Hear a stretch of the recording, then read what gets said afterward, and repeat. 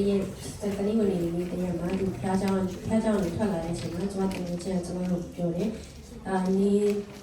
တက်တိခံဖို့ဆိုရင်ငါတို့နှစ်ယောက်တင်ချင်းဖြစ်လာတဲ့အကြောင်းတက်တိခံမှာလားဆိုပြီးပြောပါတယ် And it made me think about the good friends that God had blessed me with. ကျွန်မအဲ့လိုကြားတဲ့အချိန်မှာကျွန်မ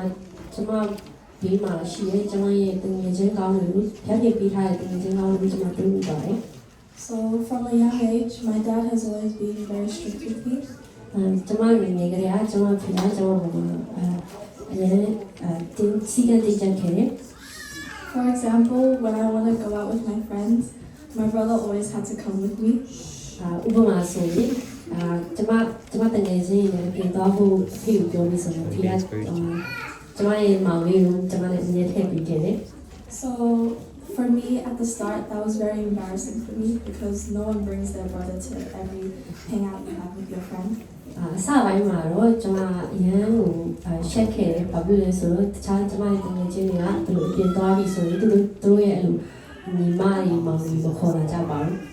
But when I look back at my life, I know that was my dad's love for me. ဒါပေမဲ့အဲ့ဒီအချိန်မျိုးပြန်ခုချိန်မှာပြန်စဉ်းစားကြည့်လိုက်တဲ့အချိန်မှာဒါကကျွန်မအဖေရဲ့ကျွန်မကိုထားတဲ့ချစ်ချင်းမြတ်တာဖြစ်တယ် In my dad's life, he experienced bad friends, and through that experience, he wanted to protect me and shield me. ကျွန်မအဖေရဲ့မြေစင်ဘဝမှာကျွန်မအဖေကမကောင်းတဲ့မိတ်ဆွေတွေနဲ့ပတ်သက်မိခဲ့တယ်အဲ့ဒီရဲ့သင်ခန်းစာကိုယူပြီးတော့ကျွန်မကိုသူက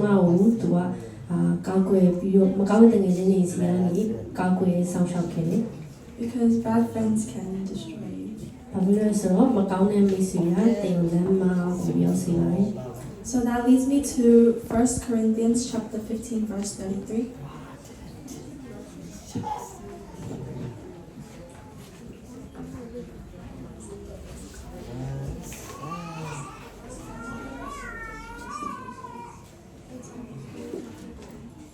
Colote wala sa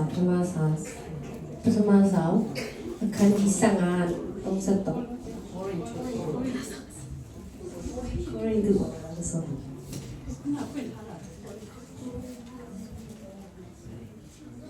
I'll read the one on my phone. Do not be misled. Bad company corrupts good character.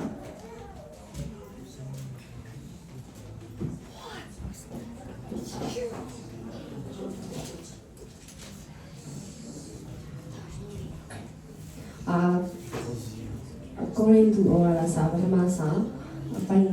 kanji sangan ပိုင်းနဲ့33အယူမလွဲကြနဲ့မကောင်းသောသူတို့နှင့်ပေါင်းဖော်ခြင်းအဖြစ်ကောင်းသောအကျင့်တလိမျိုးရင်းတတ်တယ် So through my dad's discipline and prayers, I've been very blessed with the friends that I have today. ကျွန်မဖေရဲ့ကျွန်မကိုအတူတင်လမ်းပြမှုနဲ့သူရဲ့ဆူတောင်းပေးခြင်းတွေကြောင့်ကျွန်မဟာအခုချိန်မှာအရင်ကောင်းတဲ့တင်ငယ်ချင်းတွေနဲ့ပေါင်းဖော်ခွင့်ရတယ် They've all had good influences on me, and even as I stand here today, သူတို့ဟာကျွန်မကိုမှအရင်ကောင်းတဲ့ဆန္ဒနာတွေဖြစ်တယ်အရင်ကောင်းနေကြတယ် I'm grateful to have the friends that I've made here in this church. ကျွန်မဒီတင်တော်မှာ